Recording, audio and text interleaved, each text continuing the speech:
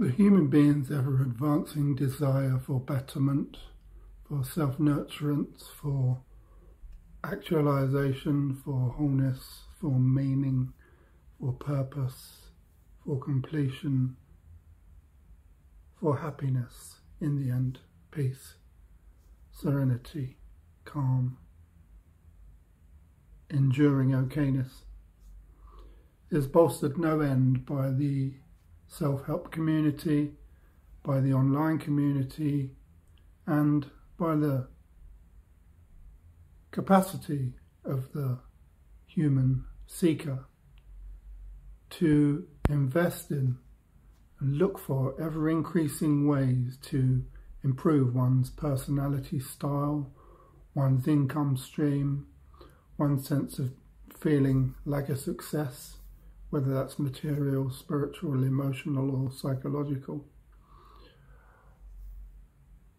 And the dance that we all undertake in order to feel like we're doing okay in life, that we've reached a spot that currently and presently feels like I like being who I am here, to feel good enough, continues and continues and continues. And now we have talks exactly like this one that seek to extol principles and philosophies, psychologies, and collected wisdom and insights that seek to speak to you, the listener, from the point of view of someone much like myself, as someone recording themselves, passing on wisdom, tips,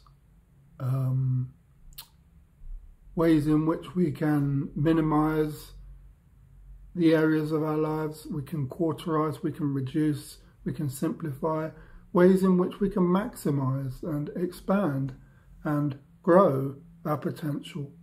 And all of these speak to us in different places from different spaces. Here, how would I articulate what the attempt is here? This channel began as an attempt to record myself for those that loved me, having been confronted with my own mortality in a very radical and aggressive way. So from that experience and working through the difficulty of that, there was this same desire for betterment and wholeness, and there seemed to be much more of an urgency to do so because one had had a closer look at the nature of the final ending. And of course, as you can see by the moneymaker here, that there's an advancement of age as time ticks by. Life has asked me to ask different questions. So I began to record myself and the collected wisdom from the work that I'd been involved in, from the work that had been done to me, and from an innate sense of expressing in a way that may be of some value, but seemed to be of value to me as a creative person in merely being expressed. So having had a history of creatively expressing through music, through media, through live performance, through written word, and latterly through imagery.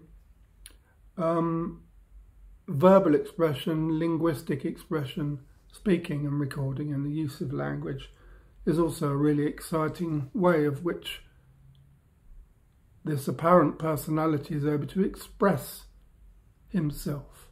And, you know, with the best of intentions, my hope is that it's not for an expression for anyone else at all.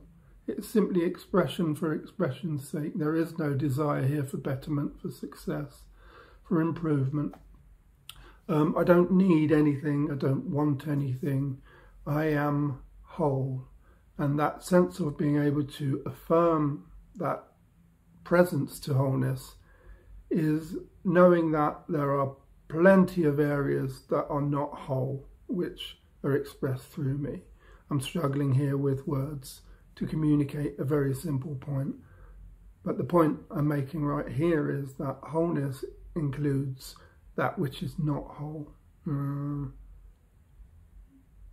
Being complete must involve embracing and embodying one's very brokenness.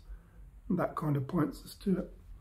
But there is, as we've said, there's a gamut of ways in which we can experience different people speaking and teaching us different ways to monetize, psychologize, and improve our lives. We can improve our environments by the things we buy. Excuse me. We can improve our, we can educate ourselves. We can indoctrinate ourselves. We can learn to love ourselves. But there's money to be made from this for some people, and there's money to be spent on this for some people. But it is this improvement of ourself, this new age tag of the best version of myself I've ever been, that we are looking at here. I was trying to avoid saying we're bringing this into question, but let's question not just the notion of what that means, but what the idea of this self is. Who is this self that I have that I feel needs improving? Where do I experience the idea of a sense of self, of a self-concept, or of something that needs improving? Now, in my emotional spectrum, a human being's emotional spectrum, and in our psychological world, in the mental world, which includes the emotional world, in the physical world, we might improve our bodies. Psychologically, emotionally, we might improve our interior world. In our spiritual life, that is how we attach ourselves and our understanding of meaning and purpose and definition to a larger story. There has to be a larger story for it to be a spiritual life. The ways in which there's a common experience that I am knowing that is connected to the same common experience that others are knowing, and often we attribute ourselves to tribes and groups, or whether even if this is a bunch of emos that we've assigned ourselves to, that's kind of like our spiritual life. Whether we join a religious group, whether we join a dramatic group or a sports group, or we assign ourselves to a particular technique for improving the physical body, or we join a gym, or we work in a particular environment. We identify our personality with certain things that speak to us in a time frame, speak to us in the way in which we feel we would like to express ourselves, in a way that can be read by others, that makes us feel okay being who we are.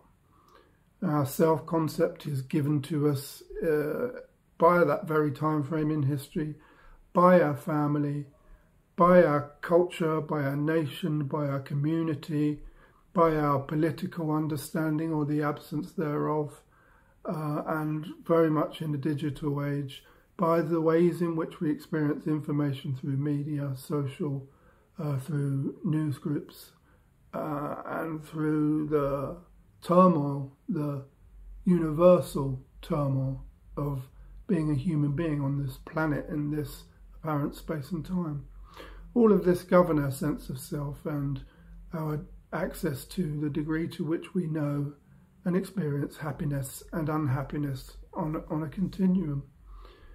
And many of us would attest to knowing the experience of being unhappy. So we seek, by the very genesis of unhappiness, to find happiness that endures, or redesign our lives and our sense of how we feel about our lives in order to find further happiness or increasing happiness or enduring happiness. And then we carry our understanding of trauma with us, whether that's generational, cultural, geographical, individual. We bring with us the wounds of our forefathers and foremothers and our culture and even our race, and we wish to work through all of that, or maybe we don't, or we wish to reaffirm that and feel grounded in our sense of who we are, and maybe we're not concerned with the ways in which our trauma impacts on the lives of others. Maybe hurt people, maybe we're okay spilling our negativity or that which is untransformed within us into the lives of others. Not all of us desire to change and develop a better sense of self. Many of us would readily affirm that we're quite content being who we are. Maybe we're happy being who we are, but maybe we're unhappy, but we're okay being happy. We're happy being unhappy. It's just such a rich soup of difference. That ought to be a sign to us that as human beings, that difference is one of the ways in which we might be excited about having an experience of each other. Surely, it seems to me at least, surely being excited by difference and other, and by that sensation of being uncomfortable, being fearful even maybe, or feeling like there's something to be defended when we're around difference. We would certainly be spiritually fit if we were excited by the ways in which we are challenged by difference. But yet, often what human beings do, moreover, is that we attack difference.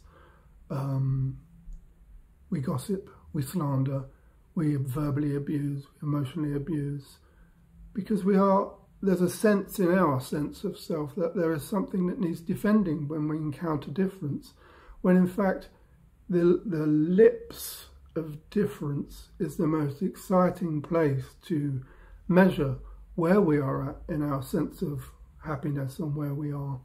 If we are in an encounter with someone or something or an environment completely different to that which usually resonates with us and speaks to us about where we're at, that in which we know and feel happy and content, if something comes to us and brings to us a challenge to that, it is for the truly brave and truly courageous to grasp and to hold on to that sense of being challenged by it and say, okay, what is this teaching me about me? It's a real counterintuition to observe that, to know that. I don't always rise to that challenge, that's for sure. But I'm awake to, aware of that challenge that rises up in me. Listen, everything in life is a mirror, and everything be a teacher, and that which is opposite and opposite to us, and that which brings up the need to defend something in us, that which we would usually call fear, the emotional quality of needing to defend is often experienced as fear. And what we do with fear is we attack. We mistransmute that fear as an anger, and we point it back outwardly in order to defend some invisible sense of something in our sense of self. So, to tie this up, this sense of self that we seem to have, that's given to us through all of our teaching and our schooling, which we are perhaps even listening to this very talk, trying to get a better sense of, or we're able to take something from this very talk in order to heighten our understanding and improve our sense of self and to become a better version of ourselves, is all an illusion. It's an illusion. It's an empty facade. Because outside of mental narrative, outside of thought narrative, outside of our responses through the senses in the moment, outside of the thinking level, the mental level, outside of the emotional level, somewhere nearer to the body level, to the level of presence and to the spirit level, finally, everything's already okay.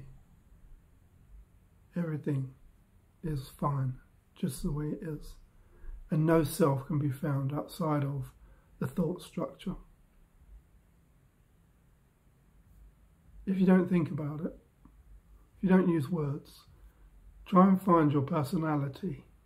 Try and find that which you call you.